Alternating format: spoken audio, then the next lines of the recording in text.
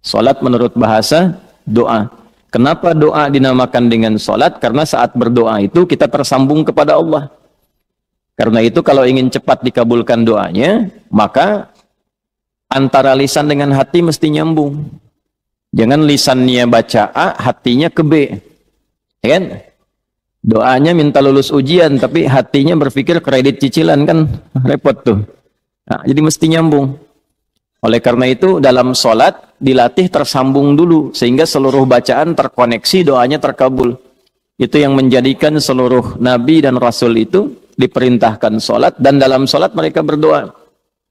Nabi Zakaria kan dikabulkan doanya saat sholat.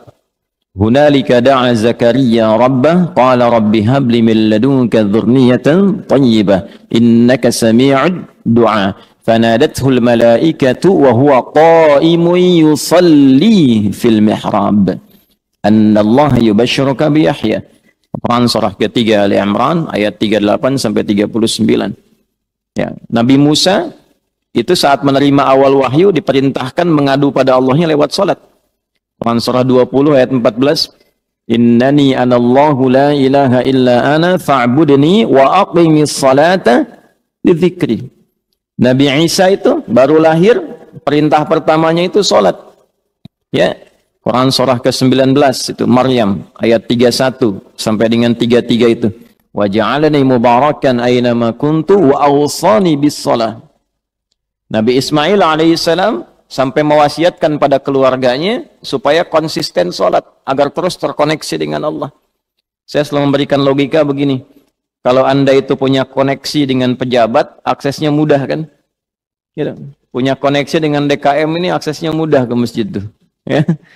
Baik. Nah, punya koneksi dengan Allah apa yang sulit bagi Allah?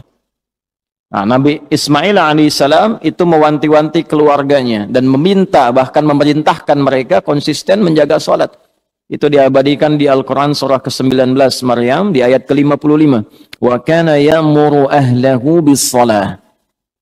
Dan adalah beliau itu kana kan bisa mengatakan begini di luar Al-Quran. Wa amara ahlah. Tapi kadang ada kana di situ bertemu mudhari'. Ya, karena bertemu dengan mudhari maknanya dua. Ya, yang pertama yadullu 'alal 'adah, menunjukkan pada kebiasaan. Jadi Nabi Ismail itu terbiasa meminta keluarganya mengingatkan supaya jaga sholat, jaga sholat.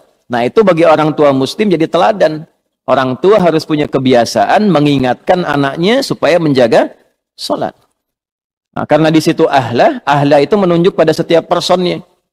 Kan keluarga itu ada 4 dalam bahasa Arab. Ya. 1 ailatun, 2 usratun, 3 alun, 4 ahlun. Tuh. Ailatun sifat saling mendukung dari kata aul. Kalau sudah berkeluarga harus saling mendukung, mensupport, mendorong, membantu. Nah, jangan bertikai di lingkungan keluarga. Karena itu pertentangan, perselisihan, permusuhan di lingkungan keluarga itu diantara yang paling tidak disukai oleh Allah dan Rasulnya. Ya, silaturahim itu kan ayat keluarga di An-Nisa ayat pertama yang sering disatukan dalam 3 ayat kan dalam kesempatan Jumat itu. Ali Imran itu, kemudian An-Nisa, satu lagi di surat yang ke-33 Al-Ahzab di penghujungnya, kan? Yang di An-Nisa ayat pertama, ya ayyuhan nasu taqu rabbakumul ladzi khalaqakum min nafsin wahidah wa khalaqa minha zawjaha wa batha minhuma rijalan katsiran wa nisaa wattaqullaha alladzi tasaaluna bihi wal arham. Nah, jadi dan ulul arham itu kan yang pertama keluarga inti. Menyambungkan arham, menyambungkan silah. Ya, terkoneksi dengan kuat di antara bagian keluarga itu bagian dari ketakwaan.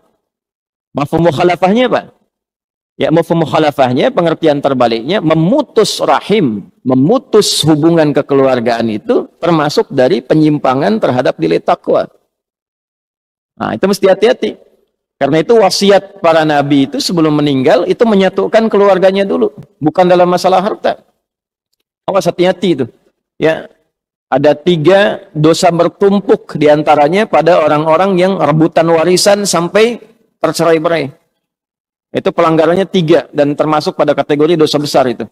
Ya, rebutan warisan sampai bertengkar sampai memutus hubungan silaturahim. Karena itu orang tua dalam hidup satu kan, ingatkan sholat, bahkan sebelum meninggal harus dipastikan itu. Ya, itu ada di Al-Quran surah kedua Al-Baqarah di ayat 132. Am kuntum syuhada'a idh hadara Ya'qub al-maut idh qala li banihi ma ta'buduna min ba'di qalu na'budu ilahaka wa ilaha abaika Ibrahim wa Ismail wa Ishaq ilahu wahida wa nahnu lahu muslimun. Apakah kalian pernah dengar kisah, pernah tahu tentang cerita bagaimana Nabi Ya'qub itu menjelang wafatnya beliau kumpulkan anak-anaknya, keluarga besarnya. Kalau besok lusa bapak meninggal, iman kalian bagaimana? Salat kalian bagaimana? Jangan khawatir. Kami akan konsisten menjaga tauhid, iman kami menyembah Allah ya seperti generasi bapak dan kakek moyang kita itu menjaga itu semua.